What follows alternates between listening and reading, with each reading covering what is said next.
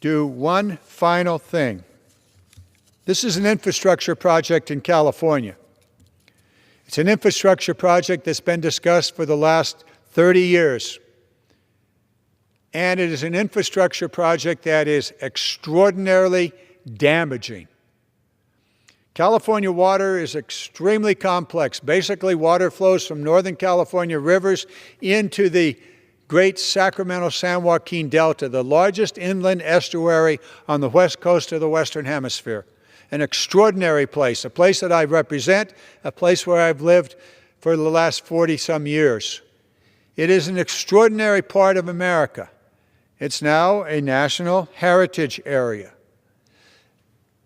It has been suggested over the last 3 decades that the water systems of California need to circumvent the natural flow of water into this estuary. And over this period of time, I've had the obligation to fight those proposals. First, it was the peripheral canal to take the water around the delta. And then in the last decade, it has been the twin tunnels, 2 massive tunnels that literally had the capacity to drain the Sacramento River, to drain it dry. The river runs some 12 to 16,000 cubic feet per second, 6 months of the year. The tunnels were sized at 16,000 cubic feet per second, therefore capable of literally drying the delta and destroying the incredible ecosystem of the delta. We fought the battle, and I want to commend our new governor, Governor Newsom, for stepping back and taking the time to rethink this proposal called the California Water Fix, to rethink its impact on the ecology and the environment of the Delta. And I want to thank him for taking the water fix and pushing it aside and said, no, we're not going to pursue that. We're going to go back and do the environmental analysis, not on a tunnel capable, 2 tunnels capable of drying out the delta or drying out the Sacramento River, but rather look at how this water problem in California can be solved without ecological damage. And so we will pursue this once again. And I know that it can be done. Nearly 8 years ago, I proposed what I called a water plan for all California. And it laid out solutions, not that I developed, but that had been developed by Californians in the water industry, in the agricultural industry, in the urban as well as the agricultural water system. Those proposals have been out there.